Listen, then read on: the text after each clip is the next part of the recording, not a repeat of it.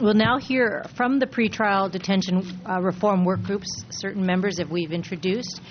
No action item. Judge Bath, please proceed. All right. Thank you very much, Chief and council members. We're very happy to be here. Thank you for the comments that we've heard. The Chief has commented on, and I'm Brian Back. Lisa Rodriguez is sitting here. Brian McCabe is sitting next to me. And thank you very much, Chief, for highlighting Shelley Curran, Deirdre Benedict, and Eve Hirschkopf. This is not an empty accolade to them. They are wonderful. We could not have gotten this together without their consistent and just wonderful assistance. So thank you very much for calling them out. They're appropriately called out with those accolades. The Chief commented somewhat on how the process worked, and very accurate description, and I think it's important, as one of the speakers indicated, it is important to understand how deeply the work group went into the background of bail and then came forward with this particular approach that we had. And to comment on that process, I'm going to turn it over to Judge Rodriguez. Thank you very much. So the Chief Justice established our work group, as she indicated, back in October of 2016. It was made up of 11 judges and 1 court executive officer. As the Chief highlighted, we had large courts and small courts. We had courts from the north, courts from the south represented, urban, rural, coastal.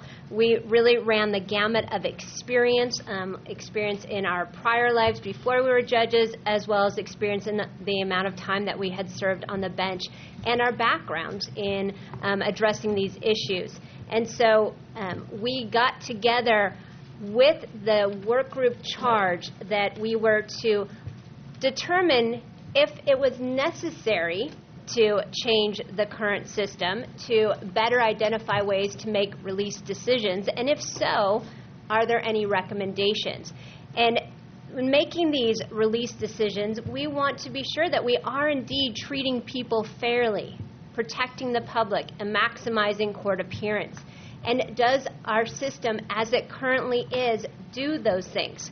In other words, was there anything we could recommend if we thought it was necessary that would make our system better, fairer, and protect the public in the best way possible? And so to those ends, we had 9 in-person meetings, we had 8 conference calls and webinars, innumerable emails and phone conversations, and really address the system as a whole before making our recommendation. And that recommendation and report were submitted to the Chief Justice in October of 2016, or 2017, I should say. It took us 1 year to really evaluate the system, look at where we've been, where we are now, and then make some recommendations. And we are here today because the Chief has requested that we present these findings to you. As the Chief indicated, these are all the members of our work group.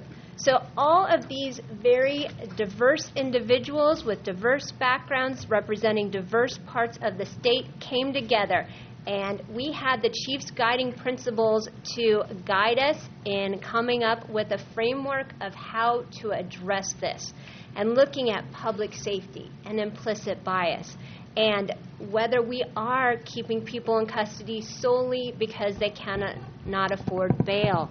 We had these guiding principles to help us decide how we can answer this question.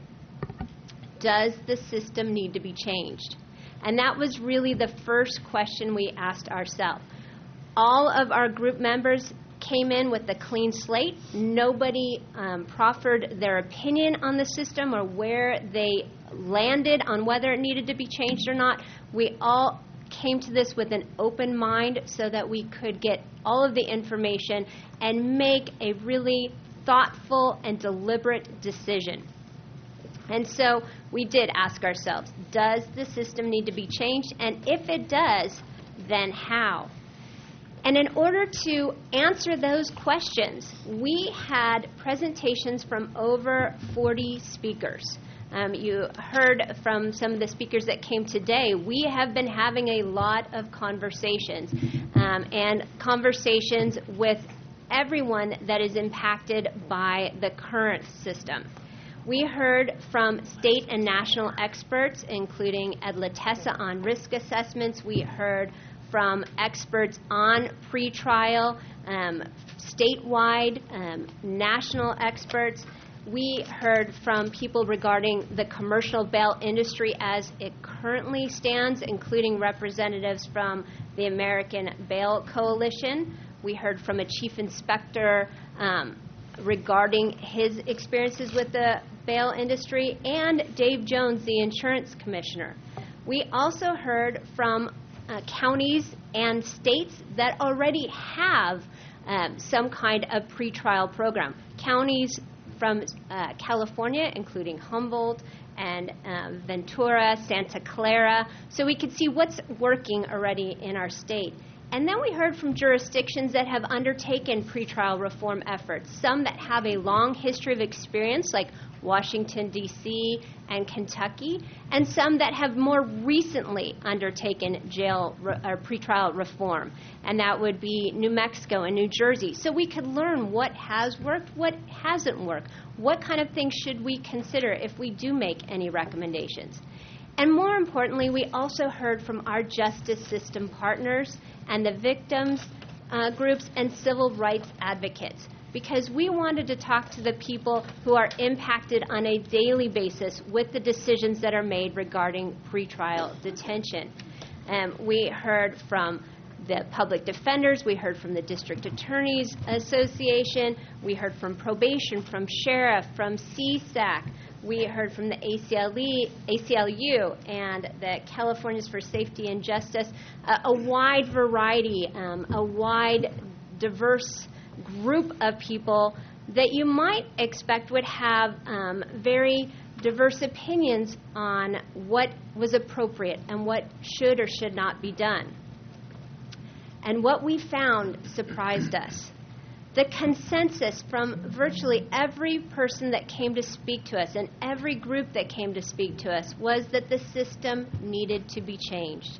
The system that we currently have is not doing what we want it to do, which is to protect public safety and ensure fair and equal access to justice for all. And so the question then became, well, what do we do? If the system needs to be changed, how do we change it? And we thought in order to make any kind of recommendations, we need to understand what is the system and how did we get here? Where did we start?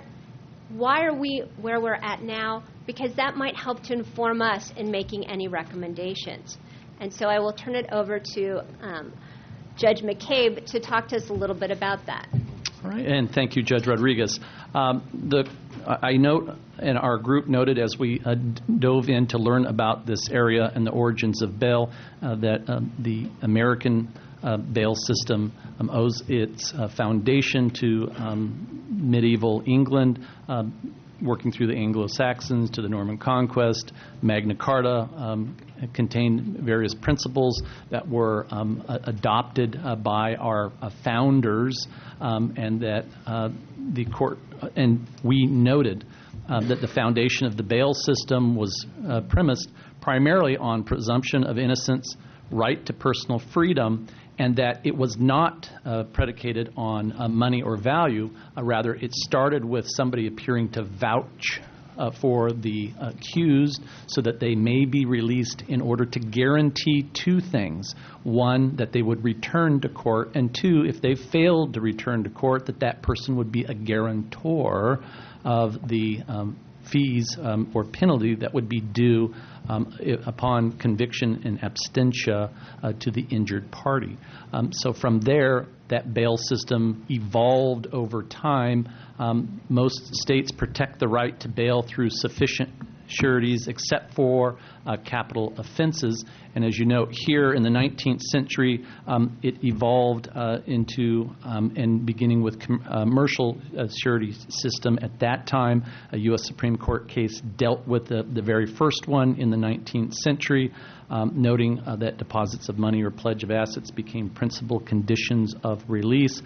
There was some activity, minimal, through up through 1950s. In the 1950s, there were some cases then that dealt with the bond issue, but we've highlighted here just because of time and doing a 30,000-foot flyover that the Bail Reform Act of 1966 was the first introduction, really, of a consideration of public safety, and then the Bail Reform Act of 1984 permitted the use of pretrial detention in limited instances, and noting that the United States Supreme Court case of U.S. versus Lorano upheld its constitutionality. And then I note in California law, Article 1, Section 12 was there in the original form in the Constitution. It was adopted upon statehood, noting that it was included from its inception that it states a person shall be released on bail by sufficient sureties except for capital cases of crimes when the facts are evident or the presumption great. Then I jumped down to Proposition 4, noting in June of 1982 that there were two competing propositions on the ballot, and interestingly, both passed. And ultimately in 1995 in Ray York, the Supreme Court determined that Proposition 4 had passed with more votes. And so the provisions of Prop 8 that conflicted with Prop 4 did not go into effect. Prop 4 retained the language that a person shall be released, but amended Section 12 of Article 1 to expand preventative detention to include violent felony offenses or sexual assault when facts are evident and presumption great that there's a substantial likelihood that release would result in great bodily harm, and felony offenses where facts are evident, presumption great that the person has threatened another with great bodily harm and would carry out that threat if released. Prop 4 also permitted courts setting bail to consider factors other than probability that the defendant would appear at trial. It authorized courts to consider seriousness of the offense and the previous criminal record of the accused. And it made clear that the intent was that public safety should be a consideration in bail decisions. People v. Standish was the one that addressed that point. Then, as you can tell, Prop 9, which is known as Marcy's Law, that in 2008 was passed by the voters. It amended the Constitution to add Article 1, Section 28, Subdivision F3 listed above, which is nearly identical to the 1982 Prop 8 language, including may rather than shall regarding release, referencing only capital cases, and in the excess bail clause stating that the court shall consider the protection of the public and the safety of the victim in setting, reducing, or denying bail. And so with that, that's the 30,000-foot flyby, and I'm going to turn over the next section back to Judge Rodriguez. So we realized that initially bail did not mean money, and it later came to mean money, and it later came to mean sureties that were paying for those bail bonds to ensure that somebody would come back to court. And public safety became part of the discussion. So we have kind of a history of where it started. And when we look at where we are now, we were a little surprised to see. We looked, and unfortunately, there's not a lot of information out there. We would love for there to be better data. We would love for there to be more data, but we have a very diverse state, and not everybody collects all of the information in the same way or in a way that we can analyze it. And so we got what we could, and we were surprised by some of the information that we found. Between 2011 and 2013, the California Department of Insurance conducted an examination of the California bail bonds. So they looked at it for 2 years. And what they found was that 205,000 bail bonds were issued annually with a face value of $4.4 billion. $4.4 billion were issued. That's a lot of bail bonds. We found that $924 million in total gross premiums were collected annually. That's annually $924 million.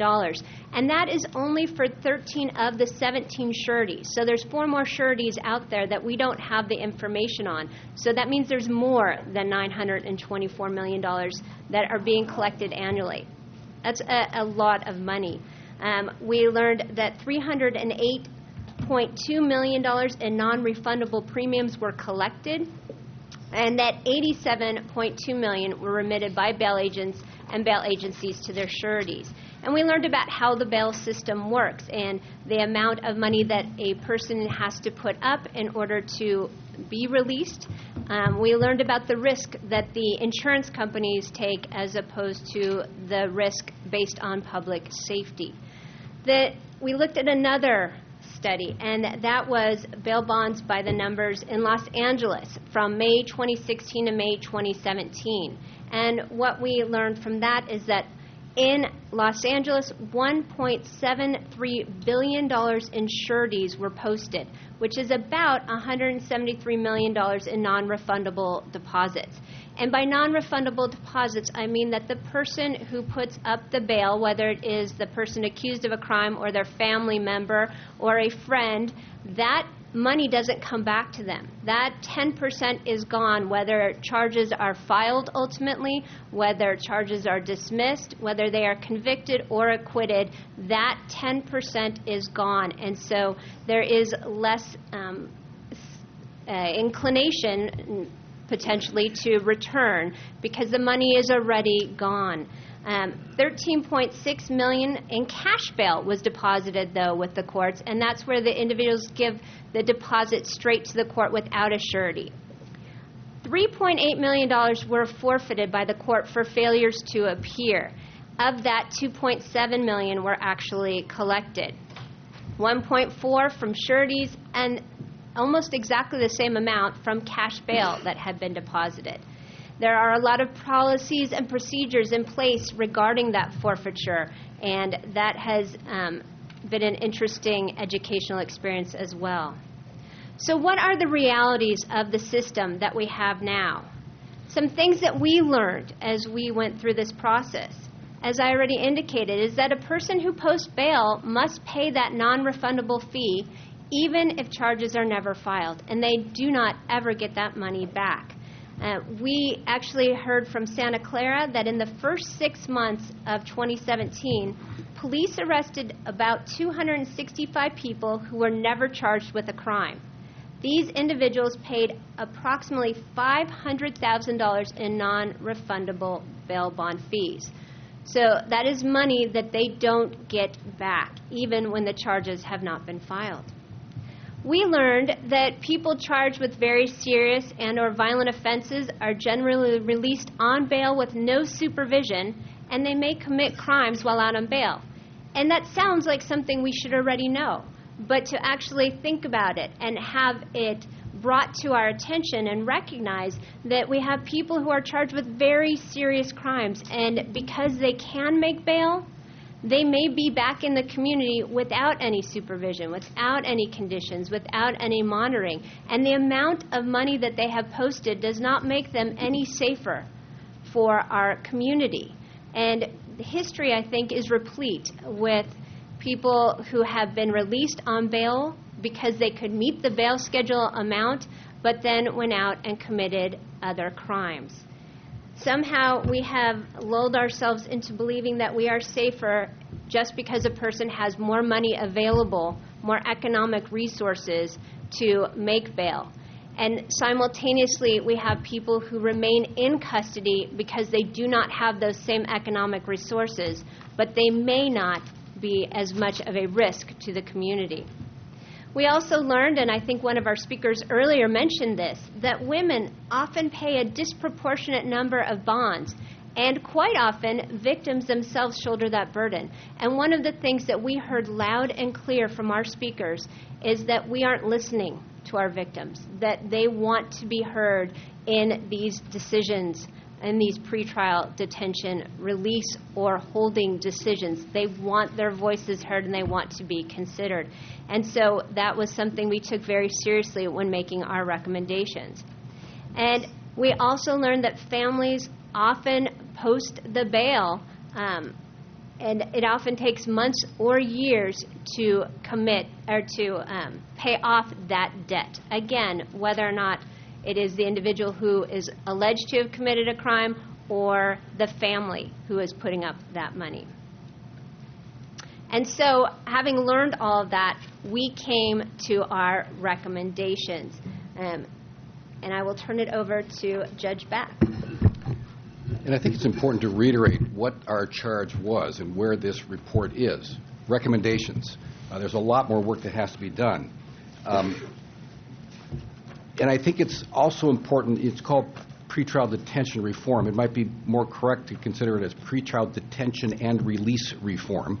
Obviously, release is implicit in the term detention, but we're talking about both those things. In other words, who belongs in and who belongs out. Also, I think if the chief is known by any mantra, it's access to justice. And what these recommendations are all about are justice. We are in the justice business, and that was our focus. What is the correct thing to do here? Because the decisions made at the pretrial stage are profound in terms of the impact on the individual, on the family, and on the community. And we all know, who are sitting on the bench, it's pretty tough. You got a big calendar, you're right up front, but these are profound decisions which have a long-term impact on our community. So in the recommendations, we know that we're talking about, some would say, oh, we're trying to create a perfect system here. We can't create a perfect system here. We're all humans. We know that it's a seismic change that we are suggesting here. We understand that. If it's a criticism or an observation, it doesn't matter. We understand that. We understand that potentially it could cost a huge amount of funds. Not funds shifted from one place to another, but both new and sustained funds. We understand that. We don't have the answers to all those significant issues, but we acknowledge the fact that, yeah, Chief wanted us to come up with the recommendations. It just so happens that all these things are implicated by the recommendations we've made. The other thing about the, and let me just comment this real briefly. We know about, judges know this. When we get that domestic violence case or that sex offense case or a case that suggests victims that really need us to take care and attention, that's going to be a challenge for us to work into what the recommendations are. We understand that, and we accept the fact that that is something that has to be looked at very carefully. The other thing is, the report suggests 10 recommendations. We are not, as a work group, suggesting that, gee, we'll be happy with 7 out of 10 or 9 out of 10. Those 10 recommendations, as Lisa has suggested and Brian has confirmed, this was over a lot of time. There was a lot of discussion to get it to where we really felt it was important.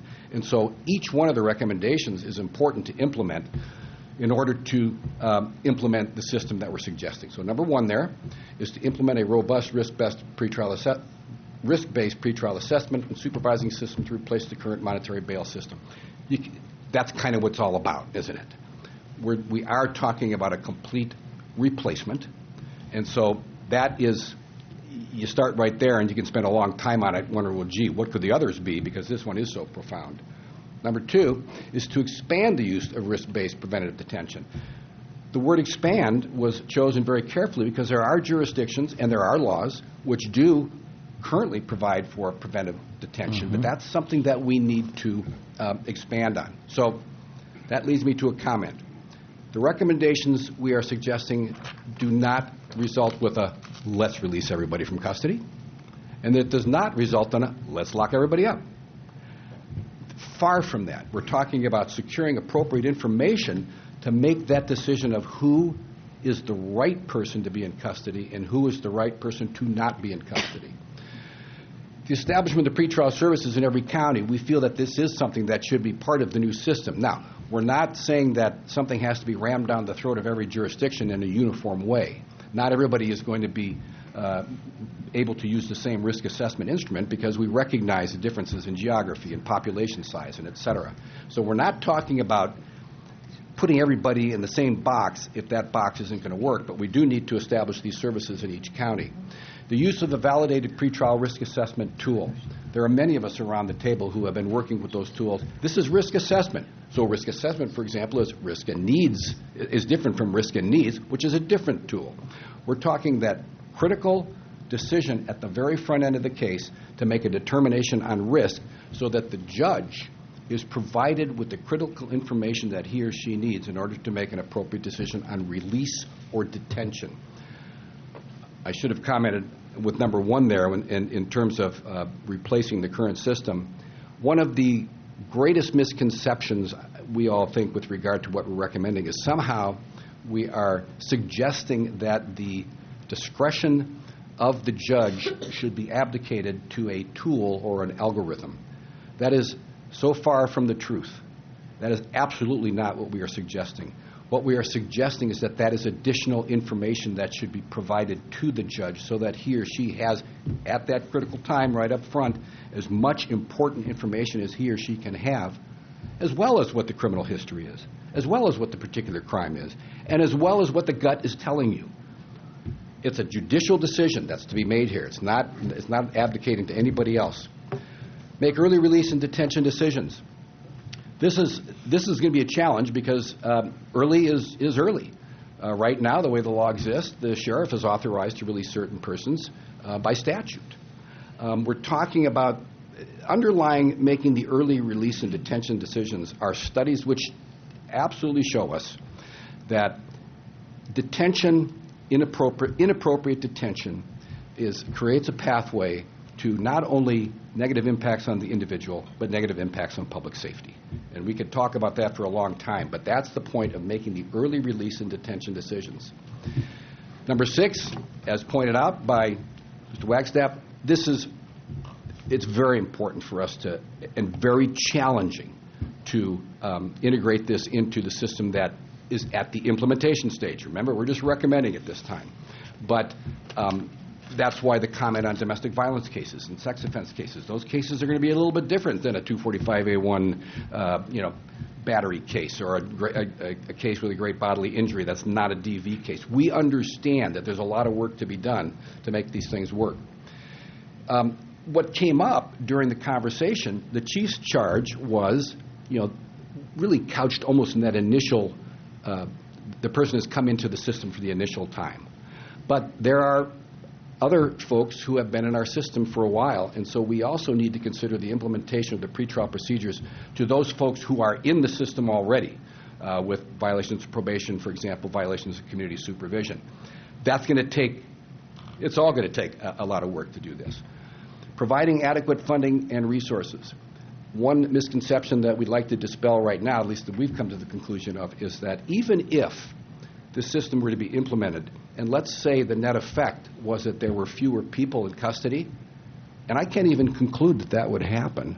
I hate to say that, but the reason I say that is, remember, we are assessing public safety. There are people out right now on bail who potentially are public safety risks who may not be released on bail under a risk assessment approach. But let's assume that there is a reduction in custody. Any costs that one might think could be saved are basically pie in the sky. That any savings of cost is not going to fund what we are suggesting. What's going to fund what we are suggesting, and we understand it's a big one, is new funding and consistent funding as it goes along. We need to deliver consistent and comprehensive education. Now, we're talking not just to the people making the decision on the bench. We're talking the entire justice system. This is something, obviously, that we all have to learn to do, and so continuing comprehensive education is very important. And finally, and I touched a little bit on this, we're not talking about taking the existing structure and clamping something on top of it to kind of sort of make it work.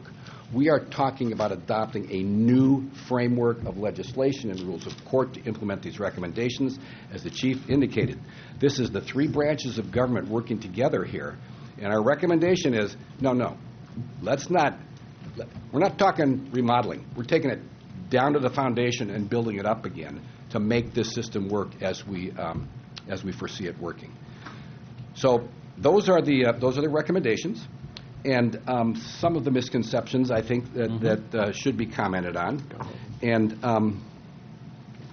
at this time, then, I'm going to turn it back over to Judge. Any questions? Oh, does anybody have any questions on the recommendation? Do I refer to that? Justice Hall. Yeah. Thank you.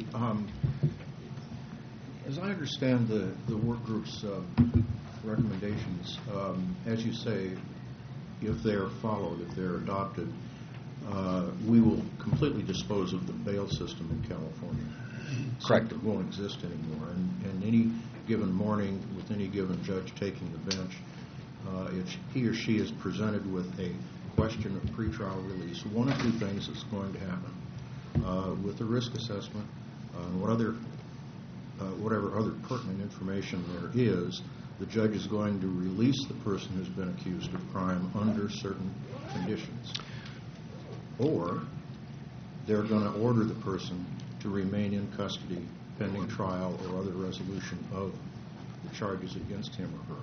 Is that basically what that's the basic overview, yes. Okay. Now, which brings me to the question, and a number of the jurisdictions that are set forth in the appendix, Kentucky being one, they apparently have maintained some semblance of a bail system within their risk assessment pretrial release system. Did the work group consider, any amalgam like that, any hybrid? I'm not advocating for it, but I'm just curious that since other jurisdictions have done it that way, what your thinking is. The answer is yes, we did consider that. And when we had those jurisdictions come address us, as Lisa said, we were fortunate to have the people who were, the chief from New Jersey came out. The man out of Washington, D.C. came out. We were able to have those discussions with them in terms of how they coordinated, for example, that amalgam as you referred to.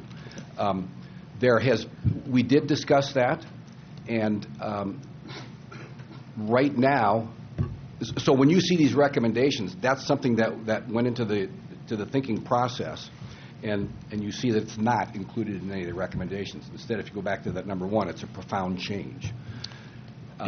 If I can expand on that, yeah. Kentucky did end up, in essence, abolishing the commercial bail industry in their state, but they noted that there are some instances where money bail would be appropriate in limited circumstances. As I understand and recall, the court itself is the holder of those amounts, but that was a quiver in their arrow set, and that it was minimal compared to all the other tools that they had. Because according to the other jurisdictions that we have here, I guess some of the others also retained, if not a pure bail system, at least a corporate surety system. Correct. Of some sort. It appears that the work group rejected that concept, and I'm sort of curious why. I'm not being critical. This is new to all of us. I think it goes through, and maybe this is appropriate time to answer that good question, is there was an evolution in the thinking of the committee, each of us starting out with a variety of individual experiences. As they shared some of their anecdotes, we could see what they had experienced in their own career, noting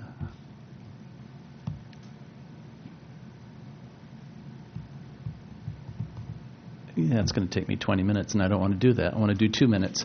Boy, and I was almost going to go there, too. 20 minutes, that'd be easy. It is the jurisdictions that maintained it, they really didn't present to us a rational reason why they needed it. And so that was part of the discussion that we had, and I'm just jumping right to the end, where we had that lively discussion about, well, do we really need it, given all these other tools that we have, and given the fact that we have jurisdictions that don't need it, have successfully done it without it. Yes, do we get rid of money bail completely? Well, then you're taking away a tool, so maybe we shouldn't do that. In the end, we didn't hear a rational reason. And so we had to ask ourselves the $64,000 question, or the $4.4 billion question, is why do we need it? It doesn't accomplish any of the guiding principles. It didn't accomplish our ultimate questions. It didn't do any of that. So that's why we came to the conclusion, it's unnecessary in order to achieve the goals here, which was, and the two primary ones being a return to court and public safety, and coupled with Marcy's Law victims' rights and concerns as well. It's not needed. Justice Hull, when I started on this in October, November, if I were to have made a statement then, I would have concluded, we'll probably come up with some type of hybrid, conclusion that there should be a modification of some bail and some release. The evolution over time was really got us so educated that what Brian is saying is accurate. It's like, no, that is not part of what the most just conclusion is that we can recommend here, and that's what we came to. We had a lot of discussions.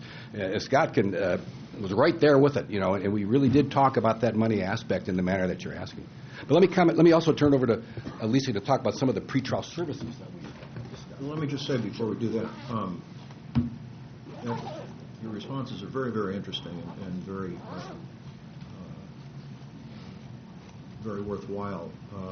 And I just want to say this is very important work, and as has been said around the table, we all appreciate all the effort you put into it, including maybe talking you into staying on to see this through over the next 4 or 5 years.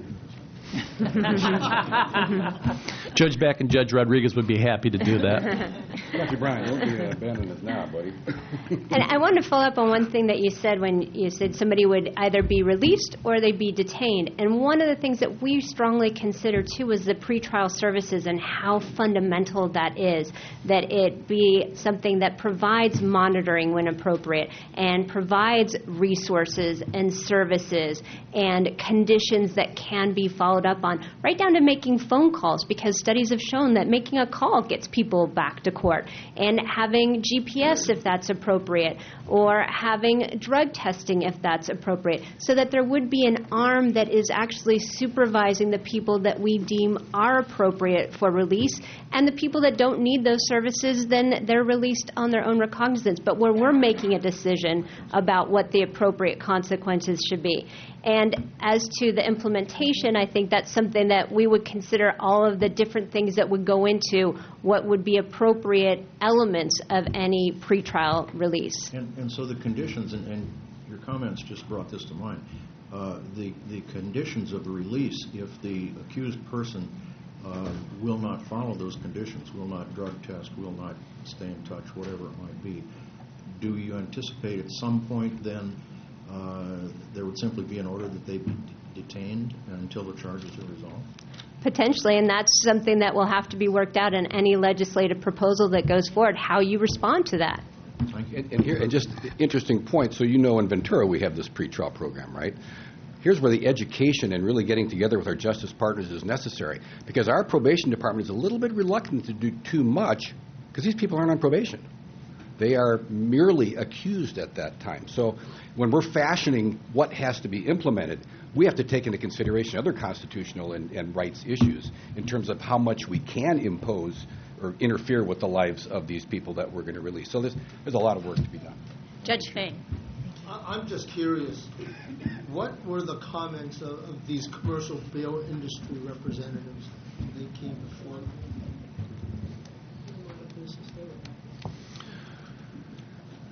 As I recall, their comments were that reform was necessary, but there was a disagreement as to the extent and nature, and that's what we got from all of the folks. And that, too, that they did not propose or envision what we ended up with. Ours was, there's going to be, if we do what we feel is right and we stick to the principles and our charge, there's going to be collateral effects, and as they say, collateral damage. Our effect, our purpose, our mission was not to target or eliminate the bail industry or anything else. It was just to follow this from its logical conclusion from beginning to end, and where does it take us and what does this look like. And in the end, we looked at each other saying, wow, I think given the amalgamation that we're talking about from these other states, recognizing California is an enormous economy, enormous system. It's not unlike any other state, so it's really difficult to find any one that would match. And let's see if that would work here. And then that doesn't even address the issue of the 58 different counties that have all these unique issues. Implementation is going to be difficult, but as is other seismic changes.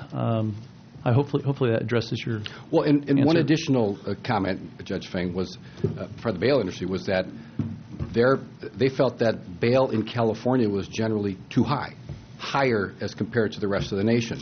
They actually proffered the suggestion that bail should be lowered, bail amounts should be lowered. I just want to clear the notion that when a judge decides to release a person after reviewing pretrial assessment information on an individual, it's not that they're just released. I just want to make sure that people know that. Correct. There are conditions, okay? And I remember there is this case in San Mateo County where this person, because of her ability to pay, but there are conditions. My recollection was, one, the passport is to be taken, and two, she is under home arrest. So I just want to make sure that there's a notion. We're not just releasing these people. There are conditions, and if those conditions are violated, they come back and they're remanded. Noted. Although this differs in that there's a step that occurs here that would not necessarily occur if these reforms are enacted. So big difference. Senator Jackson and then Ms. Nelson. Yes, thank you. Let me, I don't want to put a wet blanket on this because this is all, I think, very exciting to change the system so there is greater access to justice and it's fairer, et cetera. But when you start talking about money, that becomes a real challenge. You anticipate that this will be an increase in costs, and I know the courts right now don't have enough to do what it is we expect you to do. So if you could share with me your thoughts or experience on a couple things. One is you're obviously going to need to have greater pretrial services. Probation argues, and probably accurately, they don't have enough to do what it is we want them to do today. Oftentimes when a person is sitting in jail because they can't make bail, they come out and they plead for credit for time served. Do you anticipate we're going to see more trials as people are out on bail and the risk of being incarcerated because they haven't done any jail time is going to lead to an increase in trials, thus clogging up the court system even further? If you'd answer those. And the final question is really a political one, the political impacts of releasing people based on a risk assessment. They go out and they recommit during that period of time. You know, judges are people, and in particular jurisdictions when cases are high visibility and what have you, that there is a real threat that I suspect judges as human beings experience when they're making a decision to release someone, where the potential ramifications if that was a bad call. You know, you're throwing the dice, you make a bad call, it comes back and affects the judge. How are we going to immunize or protect the courts from those potential impacts? Or are we going to have to ultimately recognize that some judges, because they want to be more, on the side of caution, are going to keep people in jail who may not be required to be, just in order to essentially keep some of the heat off of them. That will happen. I think of this situation that happened up in the Northern California just this week. The DV folks are now looking carefully. The courts and law enforcement is under scrutiny for this. One bad apple, one bad outcome does impact, certainly in the political world, the way we look at how we do policy. Well, on the latter, the issue is humans. I mean, that's it. We're dealing with humans. We can't come up with a perfect system, partly because we are human, and we understand that those things that you're talking about, they're going to happen. That's why the education is so important for all justice partners. And let's face it, the judge, he or she has a tough job. And, you didn't want to be a judge, don't sign up to do it. They're going to be decisions that are going to be controversial, that are not going to look like they were the right decision, and the judge has to go forward and make the best decision that he or she can. And that's why we're suggesting what we are, because we want to give that judicial officer the additional information that so at least he or she can make at that point in time the best decision that they can. And then we just have to realize bad stuff's going to happen anyway. Bad stuff's going to happen when people are out on bail, when they're not on bail, or when they're out on pretrial services. So that's the reality of it, and we hope to minimize that, however. And that's why I refer to it as pretrial detention and release. Whereas there are people who are really not a flight risk and not a public safety risk, but they're only in custody because they can't come up with bail, that's wrong.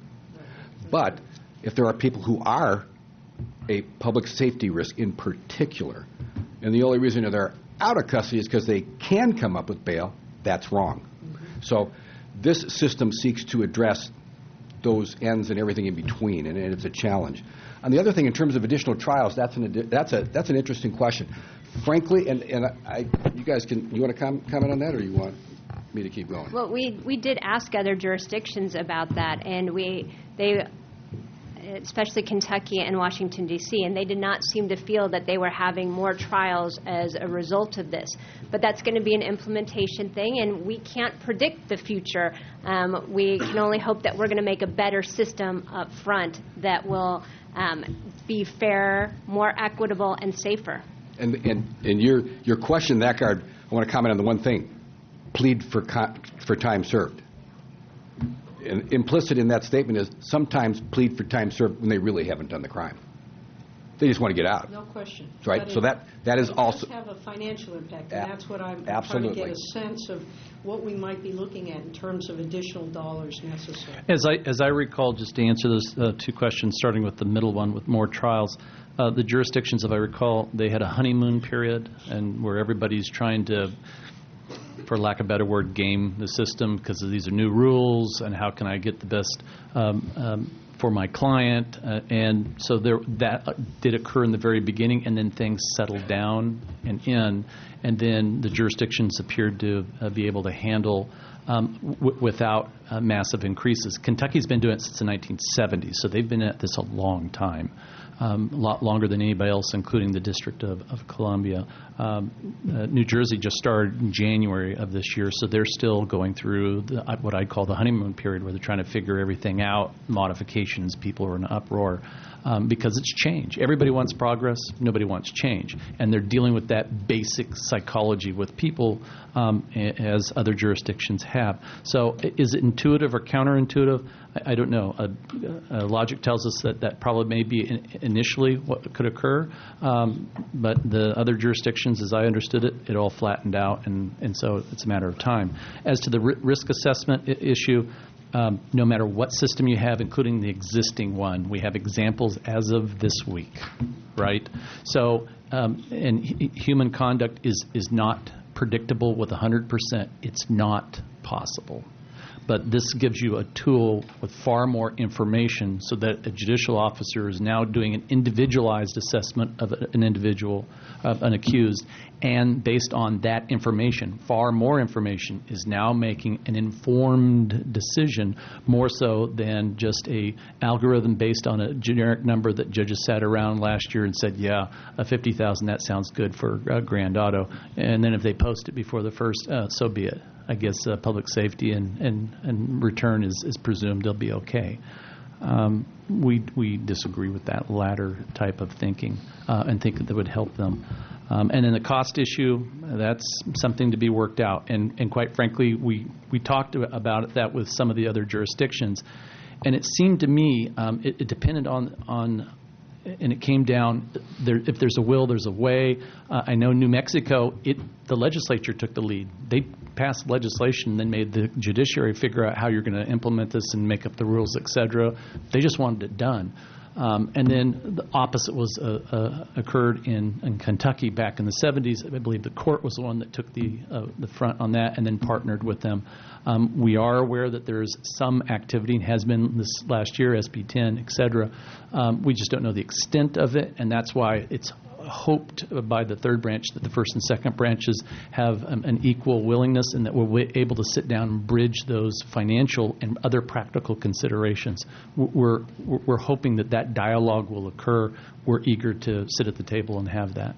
And I think that will be key going forward. Particularly, I just note that the LA Times editorialized on the Tehama shooting and said, we need bail reform. Right. And so that's a sad but opportune moment after that tragedy. But I would suggest that part of this really has to be a very thoughtful discussion about the cost, because we can get through and love the policy, and then we get to budget time, and then we get to the governor, and it becomes a non-starter. So I don't know what the answers are, but cost really, you make a good case, and it looks like the public may be with you or with us on that, but really got to hone in on that cost issue. I will note this. I'm a little bit amused by the external calculations of the cost. It's amazing that they can do that.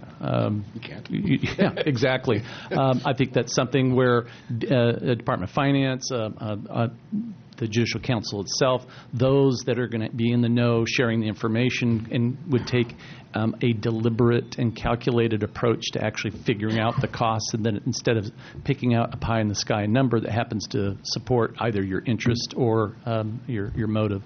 I would ask folks to, why don't we wait until we actually work through those numbers to figure out what they are before we start publishing. That's just my editorial. So, Ms. Nelson, Judge Gordon, and then Judge Hott. Thank you. I was curious as to whether it informed you in your process of instances where in the current bail system there were situations where district attorneys were overcharging cases in order to increase the bail on the theory that they could keep the person in detention. And conversely, whether in coming up with your recommendations you had any concern that that might continue because it would be a risk factor that would be put into the mix. So let me answer your question without answering your question. The concept of preventative detention is to make it transparent, is to ensure that we are keeping the right people in custody for the right reasons, because of risk score, because of things that are put forward to a judge. Obviously, working out the details is important, but making sure that it is an open and fair system where due process rights are protected, and we are not trying to keep somebody in custody by setting bail because we're worried about safety, but actually coming out and saying we are keeping you in custody because certain elements have been met that make it so that there is no safe way to release you. And so we are trying to address both sides of that to make sure that the right people get out for the right reasons and the right people stay in for the right reasons with a fair and open system. Does that answer your question? Yes. Judge Gordon. I want to take a moment as a member of the committee to the wonderful points raised by the senator. We are called upon to do risk assessment every single day from 8:30 in the morning till 5 at night. This goes to how we make the decisions we already have to make. Instead of going from a binary system, which is kind of off-on, we're looking at almost a triage system which has much more levels of discernment, more tools, that is a system that provides a much more gradiated system to something we already have to do. So it gives more tools on something that I think will promote greater safety. Lastly is we benefit from the leadership role that the chief has taken to step out here, but at the end of the day, this really is a solution that all three branches of government have to stand up and discuss and come together, because it affects every branch and everybody has to be there. Just the discussions are in the legislature which prompted this. So there are costs, but we all have to talk about it. Thank you. Judge Hott. A couple of observations. To make pretrial services effective, it will take a significant amount of resources. There's no way around that because you have to gather information about folks who have been arrested and then provide the services to help them stay out of trouble while they're facing charges. And we're doing a little bit of that, but we'd have to do a significant amount more. Judge Back, you mentioned there are some folks who are out on bail now who would be kept in jail with no bail, essentially. I take it you don't have concerns about that being unconstitutional. The constitutional issue is something that we have dived into deeply, and we needed to dive even more deeply. It was, again, when the recommendations are what they are, and we have to really reconcile the issues there. We have some initial research that's pretty positive in terms of being able to, you saw the word expand preventive detention. We think we can do that most likely with what we currently have before us by way of constitutional legislation, but we're acutely aware of needing to address that even further. Thank you. You know, I was struck in the report by the fact that there are only 2 countries in the world that engage in for-profit commercial bail. And in our civilized world, those 2 countries are the Philippines and the United States. And I think this is a discussion that we, as the court, who engage in this every day of what we do, had to educate ourselves and look into the process, because this is about justice. The truth is, justice costs money. Every jury trial that we afford to people in this country costs money, as do all the crimes that cost money on our communities.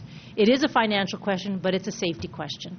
And we'll continue to have this dialogue, and we will continue to have this dialogue with our justice partners, the stakeholders, the other 2 branches of government. But this is the deep dive that the judicial branch took in order to inform ourselves going forward. So we will. This conversation is important, and this is just the beginning of it.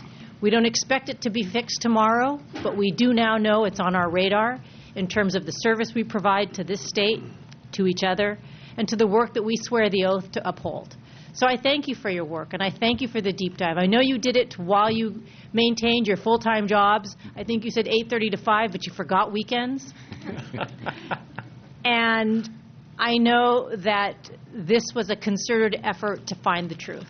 So I appreciate your work. I appreciate your efforts and your presentations. Thank you very much, and we'll continue to talk. Our pleasure, Chief. Thank you.